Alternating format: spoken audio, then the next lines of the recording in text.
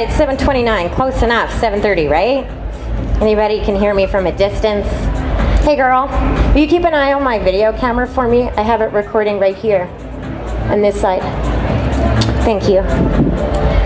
Hello everyone, my name is Sabrina May, and I am the host and producer of the RealPeopleTalk.ca podcast. It's a podcast I started that was to open the conversation in talking about real stuff, real relatable stuff, and just like the real people talk, not listening from celebrities that have like, you know, the big money and all that kind of stuff. We want to talk about the real people, the real body shapes, the real all of it. And so this year, major changes in my life brought me to the sex world. I've always been in it and around it and loving it, but I was not familiar with the community that was actually out there. And the community that I have found, I can't wait to explore and share more with. So right now I'm on a sex tour, if you will, exploring different cities across Canada, opening the conversation and creating that it's okay to talk about sex. I worked in a sex shop for a while, and the amount of people that when they would walk in that store and they were like, I've never been in here before, I've never been in one of these, like I don't even know what to say, I don't know what to do. That everybody's like that. There's like more than you would imagine, and I guarantee you, some of you are who's sitting here in this audience right now.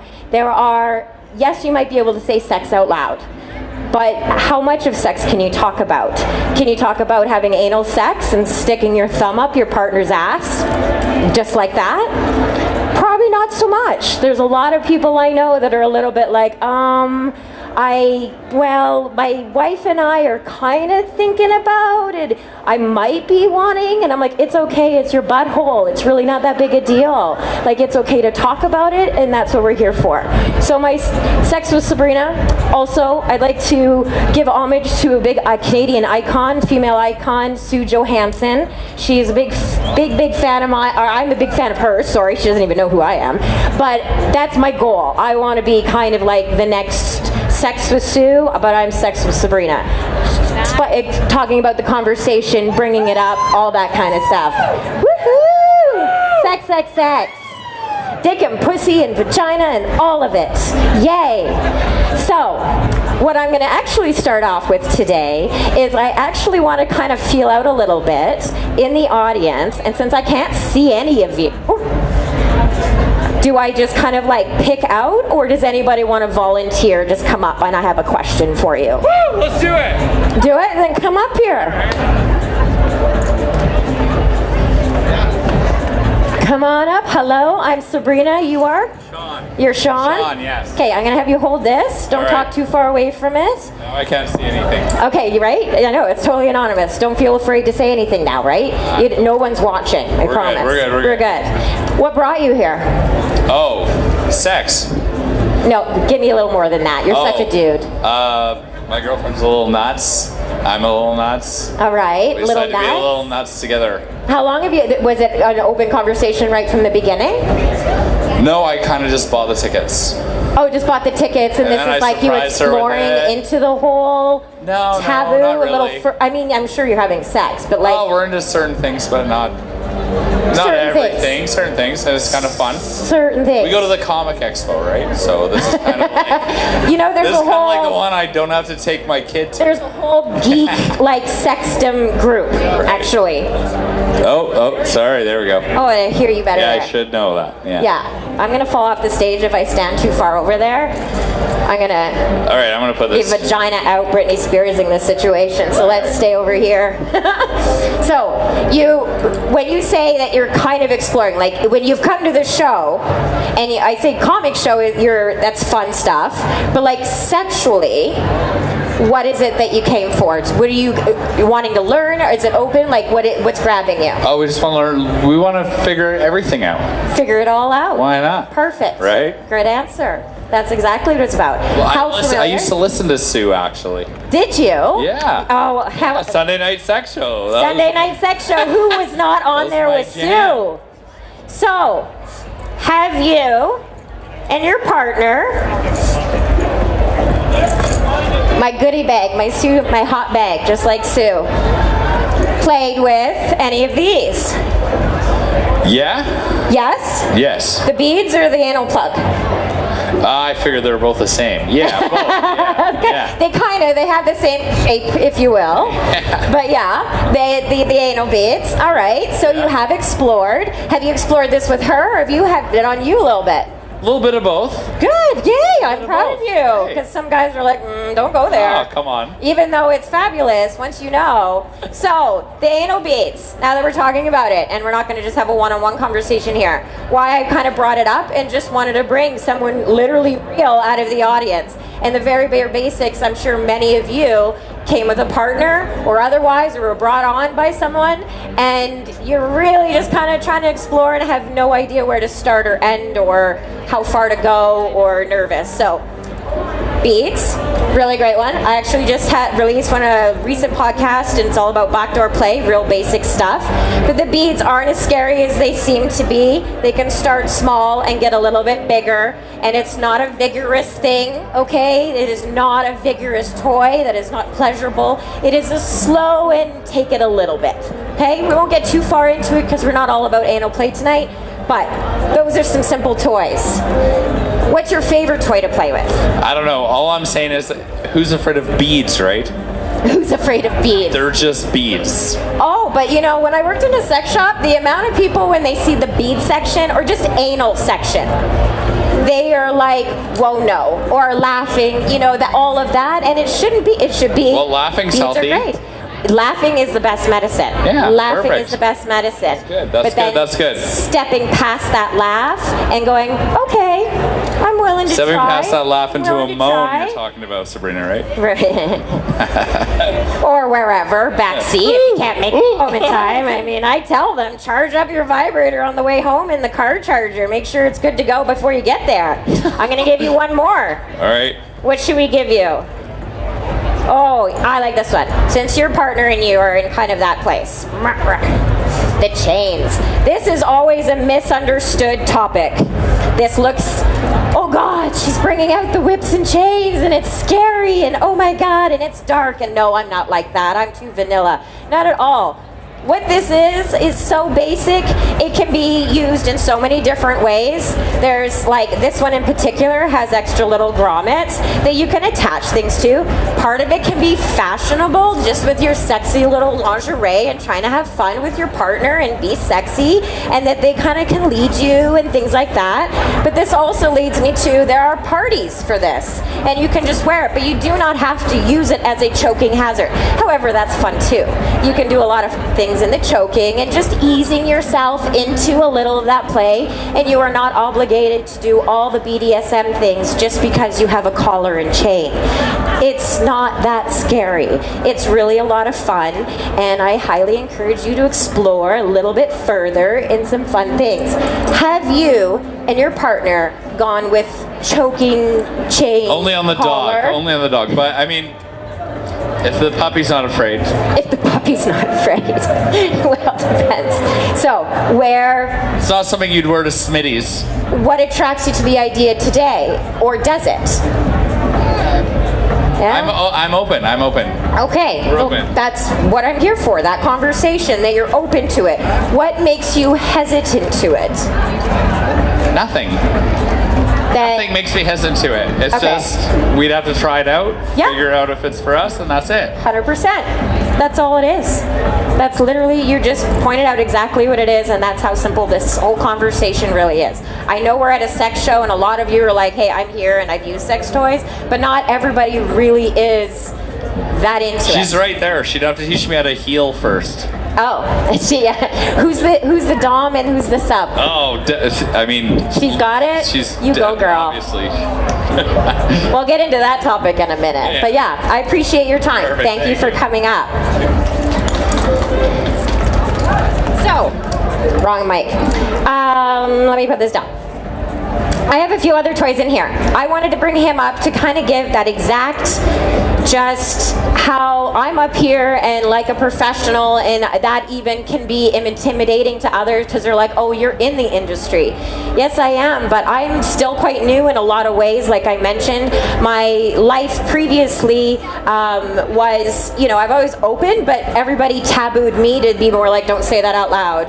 Don't say that at the restaurant. Don't talk about the penis in the restaurant, Mom. My son is like the most embarrassed by me all the time because I have no problem talking about it anywhere in any place. And for a very long time, as most of you guys know, not that I can see any of you, but I'm going to say we're all in a general generation bracket that sex was a taboo conversation, and we really haven't got to know how to please ourselves, please our partners, or go beyond the basics of, well, missionary or anal, or just like the basics that you just hear about, but you want to know a little bit more. Well, that's what we're gonna continue talking about.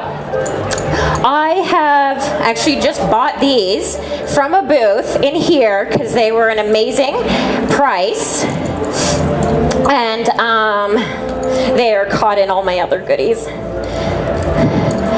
I brought out the collar, so while I'm on and close to that subject, the Please booth, it's called Please, it's just over in the center there, these guys, this was a steal of a deal. I'm not their salesperson, but I'm one to support everyone else, and what I love, because this stuff can be quite an investment as you start to build your little tinkle trunk, whatever you want to put in your tinkle trunk. I've been building mine slowly, and these are some things I want to play. They seem really intimidating. I haven't got to play with this yet, so I'm not that great at it. Totally new to it. Never owned one of these. Literally, this is my first one. This is how real and natural that a lot of other people in this building are. They've never bought one either, and it's okay to not know what you're doing, but be open to explore, to try out new things. Things like this, though, I have experienced by one friend. He taught me a little bit about impact play, which sounds, well, impactful. However, it's a really amazing, sensual, your senses. It's not about penetration and hard banging and eating pussy and all the regulars. There's so much more pleasure to be had in sexual ways, but being sensual with the light touch and the feel. And if you blindfold your partner, they lose one sense and all of the others get heightened. And if you have music playing, like meditation stuff or something sexy that just kind of gets their ears not listening to anything else but that, and they're drawn into it. You're enjoying yourself, enjoying the pleasures, enjoying the sensitivities, switching it up from pieces like this to a little paddle piece like this. We've got all kinds of things. I even have, literally in my collection, I've got a back scratcher. Just I think I might even bought it at the dollar store. I'm not even kidding you. But a simple back scratcher, when your partner is laid out and blindfolded or strapped up, however you want to do it, and you are giving them different senses on the skin and the different pleasures, these are areas, like if you all of a sudden get a massage from somebody and they come up and you're like, oh my God, thank you. I've needed that massage like all day. Just touch my shoulders. I just need to relax. Those are areas that we're not usually touching all the time, and we really neglect. There are so many other parts in our body that we should be touching and enjoying and playing with each other, and all those sensory places. So something like a back scratch, and you have them laying there and you're touching and stroking and using those kinds of things. That's the way to play with each other. Of course, in that factor, also at the Please, because I picked this up because this was like a heck of a deal. Uh-oh. Sorry, I dropped your mic. This is a whole package. So if you walk into any sex shop, any one of these booths, specifically Please is where I bought this one. This is a whole bunch, like a starter package. So if you're ever interested in exploring a little bit, now BDSM is not all, again, whips and chains and all of that. This is just handcuffs. So you're restraining your partner from being able to touch, and it's a kind of an arousal and adrenaline that happens, not being able to touch whatever you're doing or to react to. That's all it is. It's not like you're strapped and locked up and kidnapped unless you want to play that, because that's a whole other thing.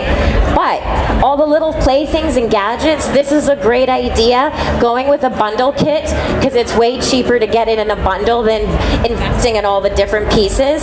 But at the same time, if you're on a budget, slowly work your way up. Hence the dollar store That's in my tickle trunk.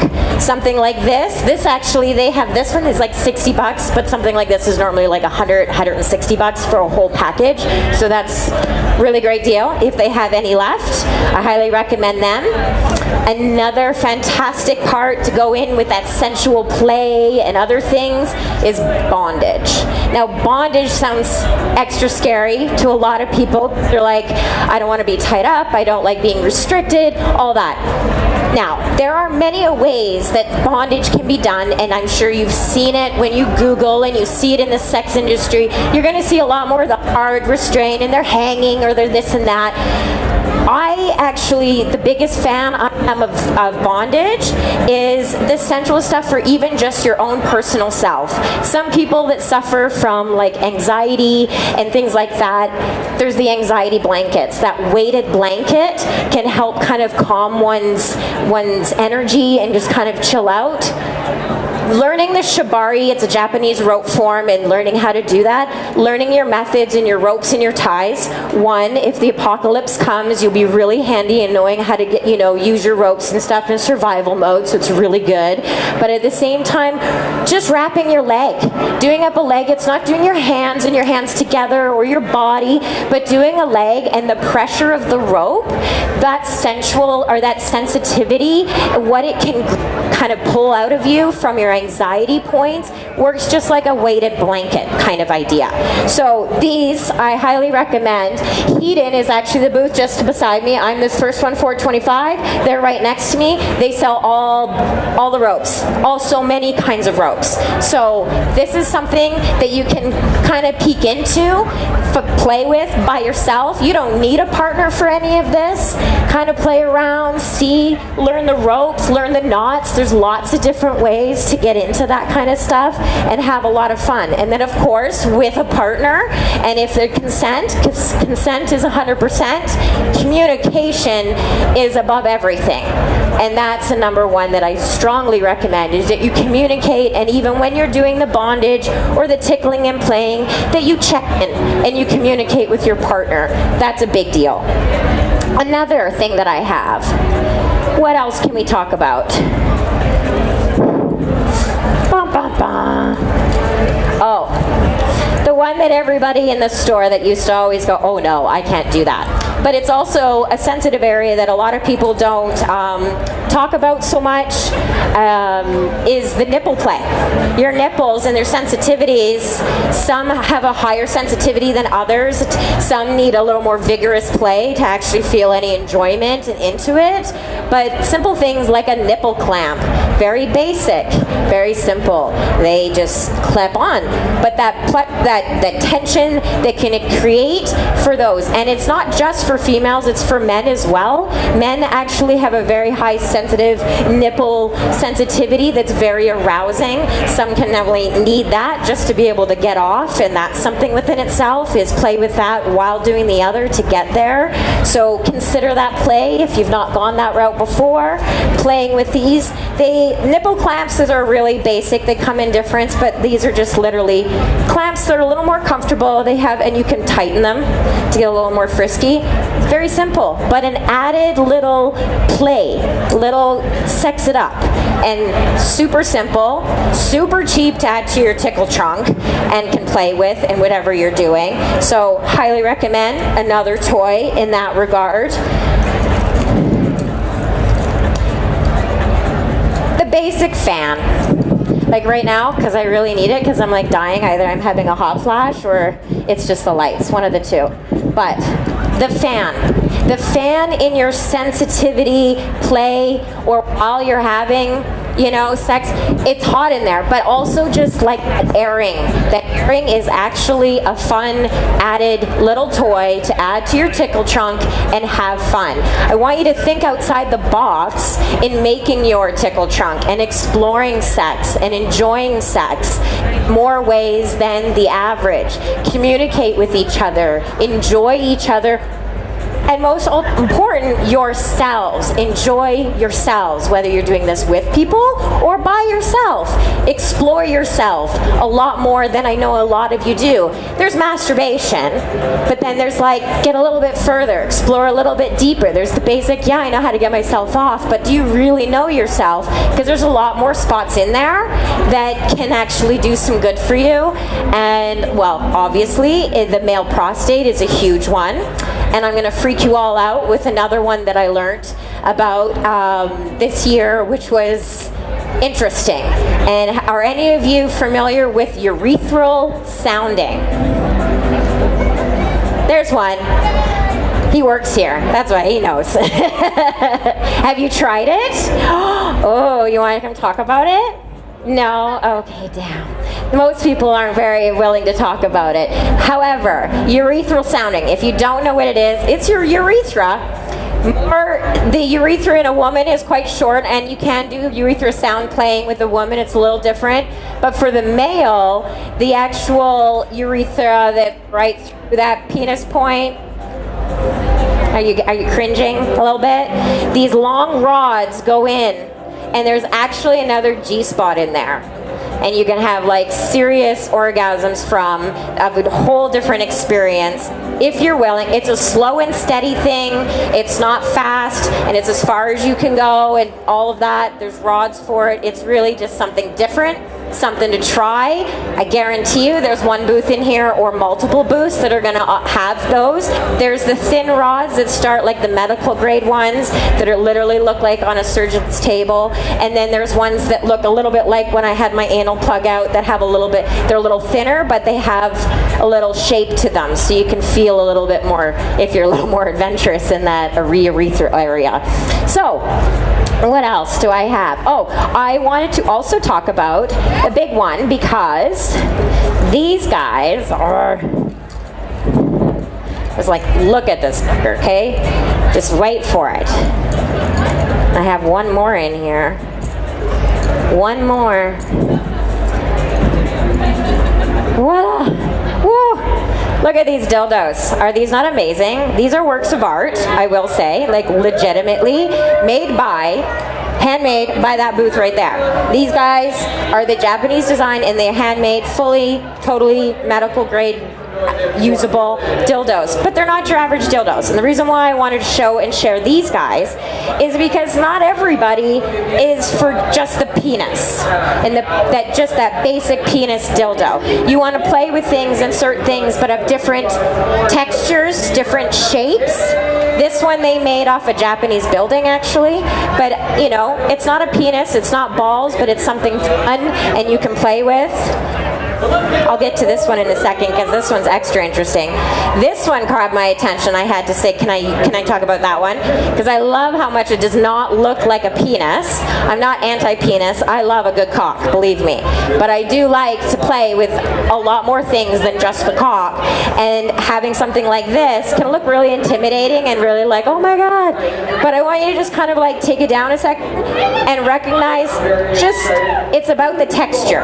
It's about this part. It's not about that it looks like a sword. It's about how you're going to be able to handle it ergonomically, like that kind of stuff. That matters, especially when you're playing. You want to be comfortable how you're playing, how they're playing, however you're holding it. When you're going to lube this up, because you want some lube to just really enjoy that slip and slide. But texture and non-penis-like toys is one of my new favorite finds. I know Bad Dragon is a big sponsor to this whole Taboo show. They've got a plethora of really interesting pieces too. But this guy, I brought this one up because this piece here, this is a dildo that I can only imagine what that feels like. Might have to get one. But this attaches to the sex machine. So sex machines I'm not going to get too far into because I've not explored that, but that will be in time on my podcast. I'll be talking about it because I'm exploring it all in my sex tour. But this attached to a sex machine would be really, am I good? I feel like I keep dropping out there. Yeah, a lot of fun. I mean, but imagine that sex toy and all of that feeling. Whatever hole, no judgment here, front or the back hole, whatever you want to put it. And now this guy. This guy is like, it's a beast. And I was actually a little shocked to find out this is not just a dildo. This is a strapless dildo. Strapless in that it goes like this. No, wait. Like this. Sorry, see how well I'm... all of this is going to go inside you here. This is going to go inside the back for the ladies, because his wife wanted one without the strap. She wanted a penis, and I know there's many of us that like to go, you know, I want to be that person that's like, I want to be that female totally dominating the dude and know what it's like, where they're fucking bent over and I'm like behind there and grabbing on the ass and giving it to them. It's on my list. I have a big list, and it's a lot to get through. So, but that list, pegging, that's a common one, can be fun. This is quite the beast. I'm not sure about pegging, but hey, everybody be adventurous. The back rectum is stretchier than heck, so you can have a lot of fun back there with some wide things. But this and all of that in there, and then not having to wear any strap on, amazing. These dildos, again, that booth right there, you can find them. And I will also show you, la la la, I want to bring up toy cleaner, because this is a common thing that a lot of people don't talk about, and I find it so important for dildos, for anything that you're going to insert into any body part. You need to keep your shit clean. You gotta clean it afterwards. I got this little portable one that I have, and then I have one beside my bed and all of that. So this one I always have in my carry case. But it's about, you just spray the shit out of it, because you don't, it's bacteria. It's your body. It's biological. There's shit going on. Literally in the back door too. There's shit. I'm saying it because it's just, that's what it is. And we just gotta not like, oh my God, the back door and there's feces in there. Yeah, there is. That's what it is. There's douches for that. Clean it out if you feel so freaked out. Some love it, some other. But keeping your toys, whatever you do, and after you're done with them, fucking clean them. Clean them, keep them clean, because dudes, the girls' vaginas are very sensitive interiorly, and the pH balance is not to be messed with if you want to have sex on the regular, because if you put her at a commission by not keeping things clean, and then she gets an infection of some sort. I know, sexiest topic, infections, and anywhere, STIs or anything like that. You don't want any of those extras because you weren't simply using a little cleaner and keeping your shit clean between times. Also lube. Again, I'm going to actually touch on lube because I've got lube in here from my friend Ryan at Club Rendezvous. They are the feature lounge here at Taboo this whole weekend. He also is a friend of mine from like childhood back in like Prince Edward Island in the East Coast. And literally did not know until this year that he owned a sex club for the last decade.